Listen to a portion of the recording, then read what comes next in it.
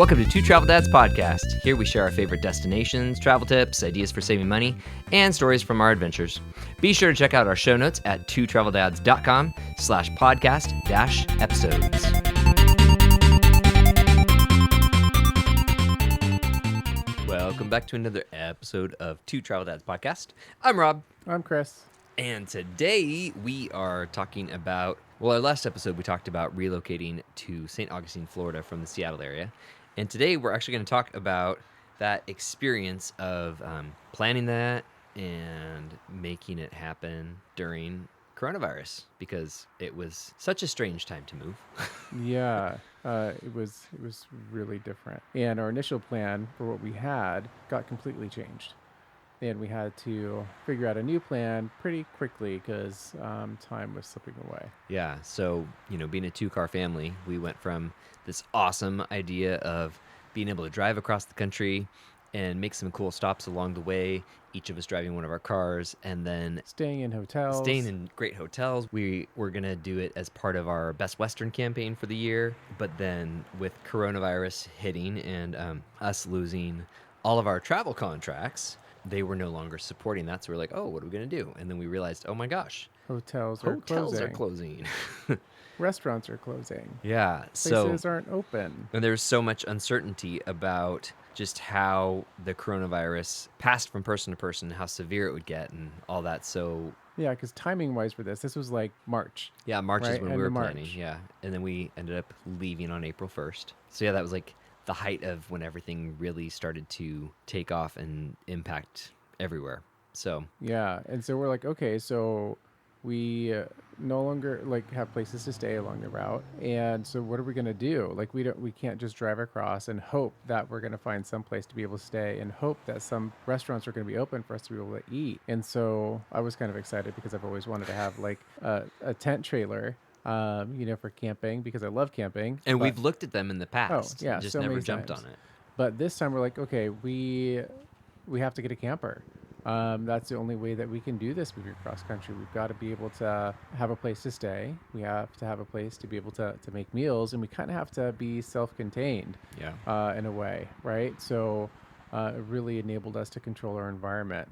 The mystery of coronavirus really sold us even more on making sure that we had the safest option to get across the country possible. Yeah. With complete minimal interaction with others. Yeah. Which was strange. Yeah. But yeah, so we had to start the hunt pretty quickly for a camper. And so it was interesting because we recently bought a new Subaru Ascent. So if you're not familiar with that model, that's Subaru's newest model, their biggest offering that they have. It's the 3-row seater. So it's the replacement to the Tribeca, which that was a weird car. So it's a step up from the regular Subaru Outback. Oh yeah, it's the biggest one. And so that's why Outback's not doing so well this year, because everybody wants the Ascent because it's bigger. And it's pretty awesome. Oh, it's an amazing car. And it's got, was it a 5,000, I think, towing capacity with the Ascent? Yeah. And so we knew that we could tow something. And so we started looking, at different websites. We were looking at Craigslist. We were looking at RV sales. We knew that we couldn't, as we started looking, really afford a brand new one. But we knew we needed something. Yeah, this being a virtually unplanned travel expense or spend or moving expense. I don't even know how we would categorize that if we really broke it down.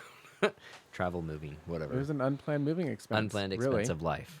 Yeah. And, but also I knew that I didn't want a pop-up tent trailer because I didn't want to deal with the canvas, right? And having leaks and things like that. Moisture, tears, all that stuff, especially since we're then bringing it to Florida. So we were looking for a nice, small... hard side camper. And we found the most amazing option. What was that? Tacoma RV, I think. Mm-hmm. And it's a Northland. It's a unique shape. And it's got bunk beds in the back for the kids. It's got a nice little bathroom. It's got a nice size fridge, freezer, a 3-burner cooktop. And then the dining area seats all of us very comfortably, but then also converts to a nice full/queen size sleeping area for Bob and I. More on the full side. Yeah, I was going to say, I definitely would not call it a queen-size bed. However, lengthwise, this is kind of a wider trailer, I feel like. And because we still had plenty of space beyond our feet, and we're able to sleep pretty comfortably. But we found this camper, and we got an amazing deal on it. It was like only a 2014, but for some reason they were just really need to get rid of it, and there was nothing wrong with it. We did a full inspection, and I'm not a camper expert. My dad is. He's had a or what do you call those? The crank up trailer thingy. Well, the ones that go in the back of your truck. Yeah. I don't know what those are actually called. Yeah. Slide-ins. Slide-in camper? I think it's a slide-in. Sure. I'm not an expert.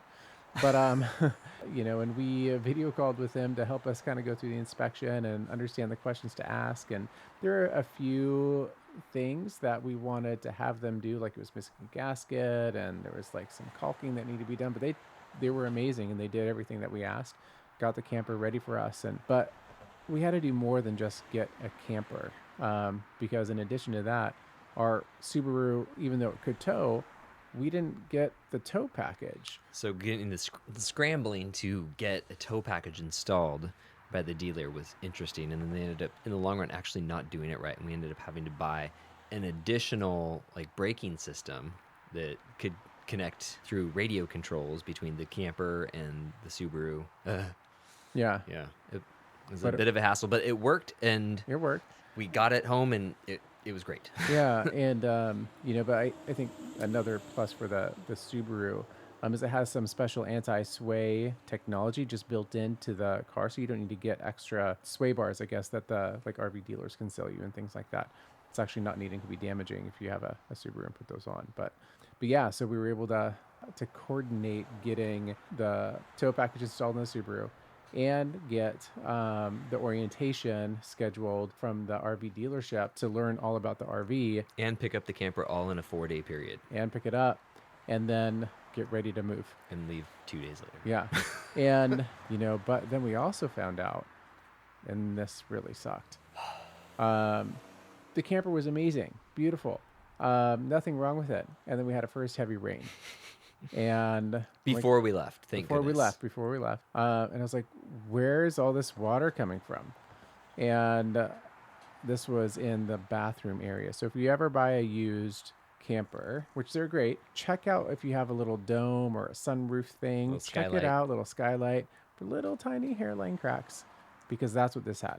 It had little tiny hairline cracks all around the edge of the skylight. And so thankfully, there's this amazing product called Flex Seal, but Flex Seal tape. Yeah. So I tried just the Flex Seal. That didn't work. Flex Seal tape is amazing, and I was able to apply that in a structured way across the skylight and really seal it up. And I'll tell you that product's amazing. Since fixing that, and we've been through some serious Florida rains, and that thing is dry. Yeah, it's amazing. Product's awesome. But yeah, so we got that fixed, and that was the only issue that we've had with the camper. Yeah. And got it all ready to go, and got it stocked up with mac and cheese and frozen vegetables and other canned easy goods, to make food lots for the of tuna. road.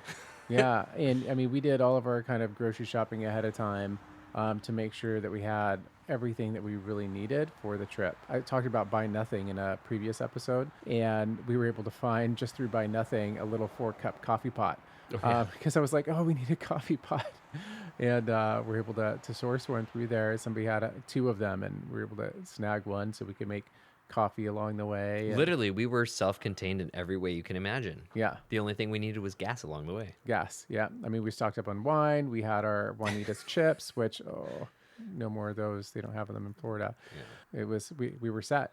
And then it was just, getting on the road and, and driving with this thing. But that was the first time like we were towing something. I will say, so Bob had to do most of the driving initially because I still had to work. I didn't take the time off.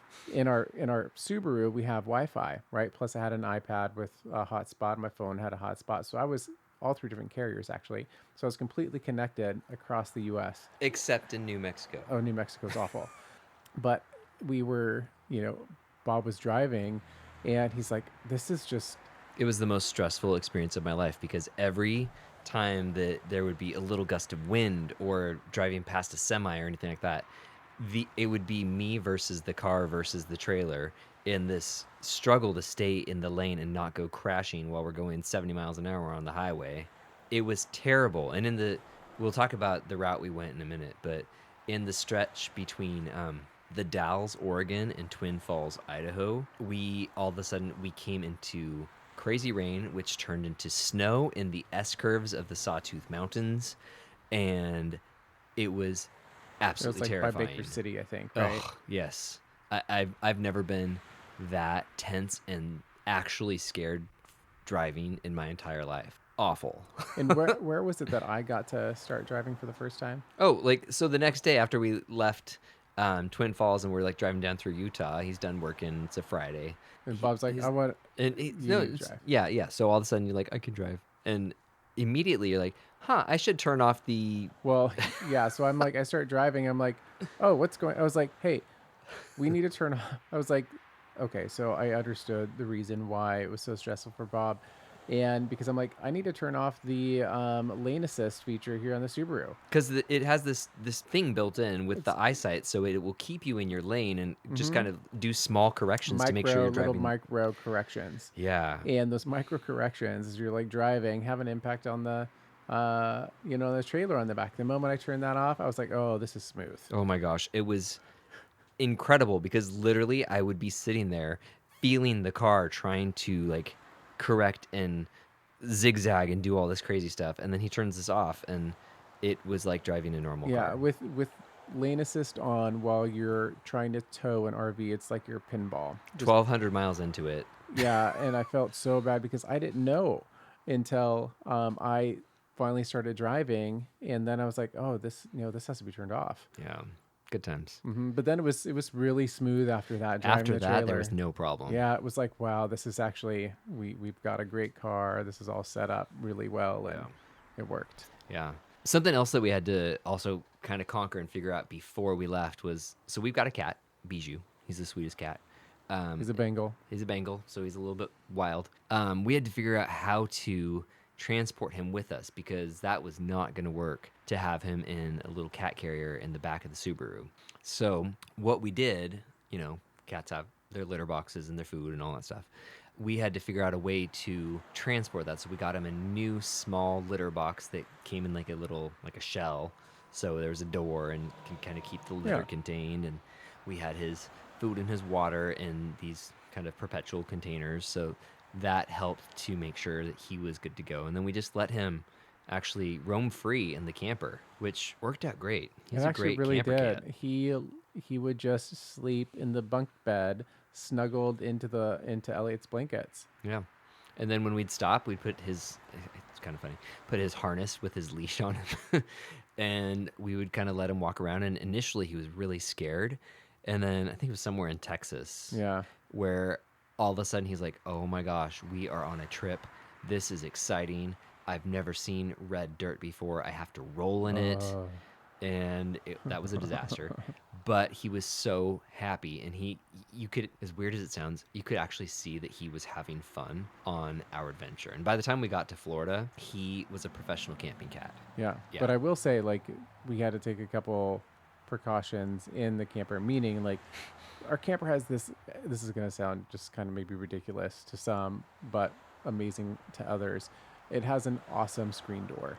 It's like brand new. There's not a single tear in it. It doesn't slam like on other campers. It's got this cool like tension feature in it. But I was like, I have to make sure this thing stays protected.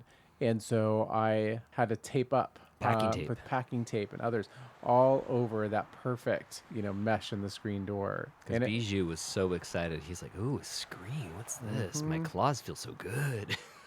yeah, and but that really helped. And it was like that's what it was. It was that and bubble wrap because we had all Oh, that yeah, extra that's right. bubble wrap. Yeah. He had to That's make it so funny. it was not attractive to him. He Yeah. did not like the bubble wrap. No. Oh, good times. But yeah, so no, that was once we figured out how we could transport him safely and comfortably, that was kind of like the last missing piece for us to be able to like actually leave. But the route. I love planning road trips, and it was really interesting. We talked to a lot of friends and family before making our final decision about the route to take the camper across the country. One of our other friends, Craig, who runs Y Travel Blog, they just did this whole across the U.S. trip with a large fifth wheel or a camper trailer. Anyways, That was no, they had a fifth wheel. yeah, fifth wheel. That thing was huge. And so I just kind of pinged him and was like, "Hey, what would you do?" And he's like, "Go the least windy route. It's not the shortest route, but go the least windy route." And I'm so glad we did that. So we didn't have to drive through Kansas or Colorado or any of those places that just get the super crazy gusts. And instead, what we did was we headed a little bit east and went from Washington down into northern Oregon along the 84 until we got over to Twin Falls, Idaho, where we spent the night, and we got to visit Shoshone Falls, which was absolutely amazing. Oh my gosh, it was amazing. It was like a miniature Niagara Falls in Idaho. Beautiful. And there were so many rainbows. Super cool. And then from there, that's where we headed south to get on our primary track across the country. So we had to go down through Utah, which was really interesting. I love Utah, but they had no idea that COVID was happening. No. It was like when we what hit I Salt mean Lake by that City. is like people were out everywhere. Yeah. No, there's not masks. There was no concern. It's We like got you're in a stuck bubble. in rush hour. Yeah. It was bizarre. Completely different than our experience in Washington and Oregon. Yeah. and But Idaho. then like as we moved out of Utah, when we had to go through a little bit of Colorado, a little bit of Arizona, and into New Mexico. In New Mexico, there was graffiti about masks and keeping distance, and their whole communities were just kind of shut down. So it was a totally different experience as we were in northwestern New Mexico and then crossing the state.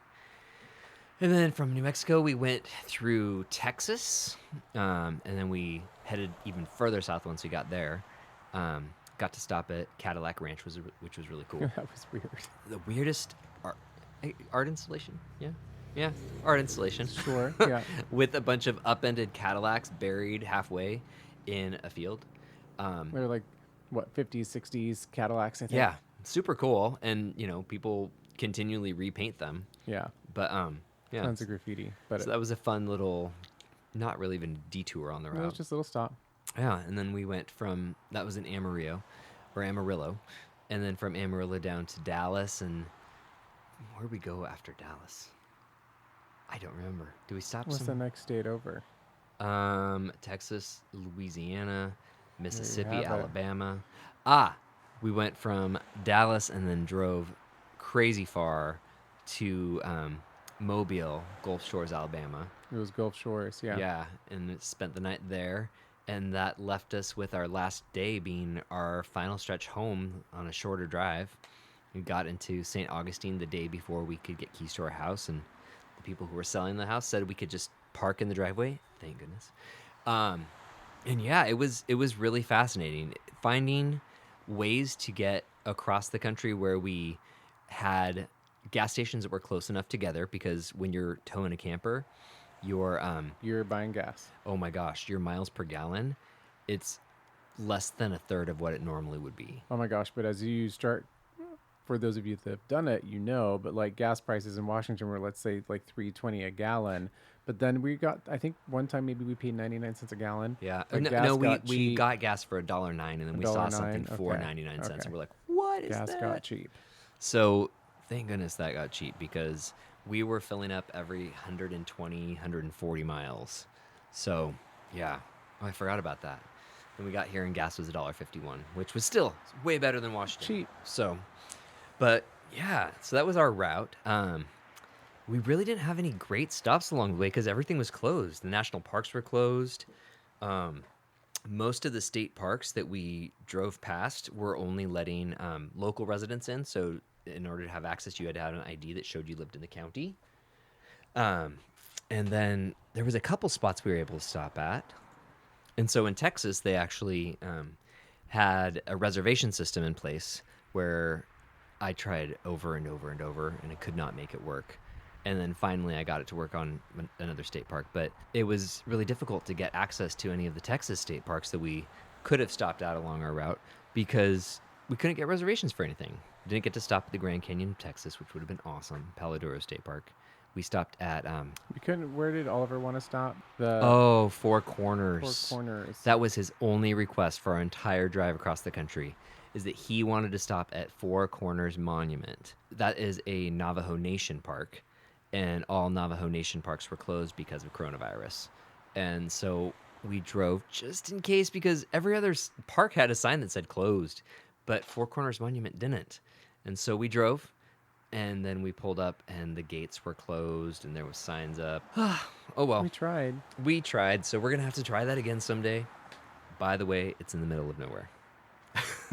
So, but we did find some really cool spots to stop along the route. I think my favorite was Canyon of the Ancients in Oh yeah, that was really great. in southwestern Colorado. So on the route we went through Utah and then down towards New Mexico. We just had to go through a little smidgen of Colorado, kind of by Mesa Verde National Park, which was closed. So we stopped in at Canyon of the Ancients, which is a Bureau of Land Management site. So it was open and it was just a drive in, explore, and go. But really cool Anasazi ruins. And I think that was one of the most special and fascinating spots that we could have possibly stopped. So thank goodness we did. It was really pretty. I'm trying to think if we had any other. We didn't. Yeah. No, we just drove. Yeah. We drove and drove and drove. It was weird driving through Moab. So that's, where Arches National Park is, and it's right by Canyonlands National Park. Moab looked like a creepy ghost town with like blinking neons that just said closed or vacancy and no people. And Yeah.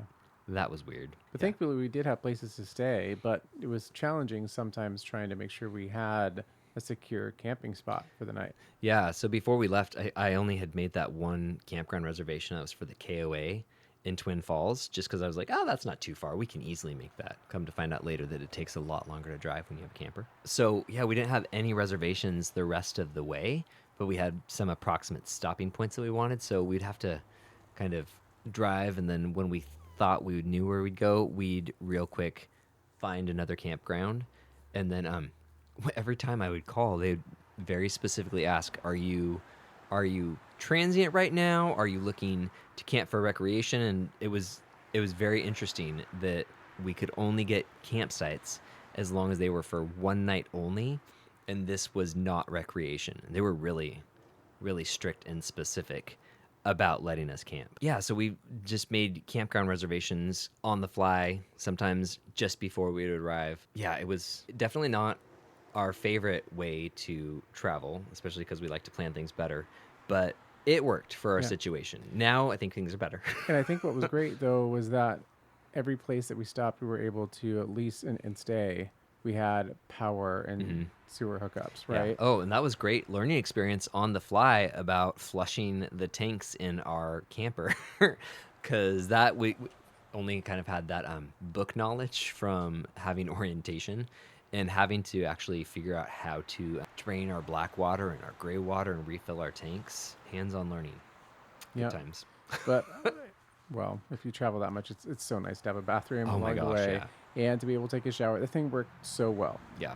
right? Oh, yeah, because that was the other thing is that for our stops, like as we drove, not only did we not stay in hotels or eat at restaurants, but we didn't use a single bathroom besides what was in our camper for a week. Yep. Which, in Like retrospect, I said, wow. we were self-contained. That's really funny. I hadn't thought about that at all since we got here and had bathrooms. Yeah, yeah. Good times. What was your favorite weird experience while we were driving? Favorite weird experience? I think it had to be when we stopped for dinner. And so we pulled into, I can't remember where we were, like what city or town that was. But we pulled in. Oh, I know what you're talking about. Yeah, Green River, Utah. Green River, Utah. We're like trying to find some place where we can pull in easily, right? And park the camper and car just so we can make dinner and then easily get back on the road. And so there was like this vacant, dead looking motel and parking lot. And so we're like, let's just pull in there. Literally, not a sign of life there or anywhere else around. No, it was kind of like a creepy murder hotel.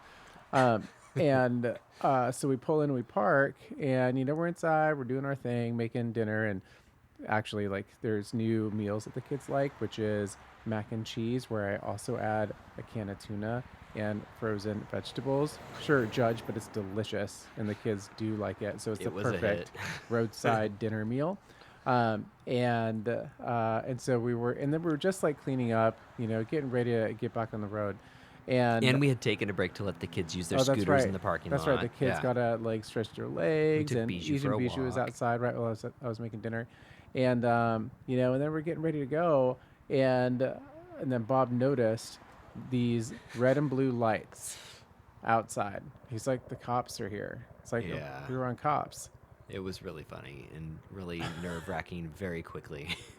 Yeah, and so Bob, had to go outside and chat with them, and come to find out, it's not a creepy, well, maybe it's still a creepy murder hotel, but it's actually open for business, maybe, or they just didn't want us there on their property. Yeah. And so somebody called and The said, owners hey, were still actually present in the hotel and had been watching us. yeah, they're like, hey, there's this family out there that's making dinner on our property, and they need to go.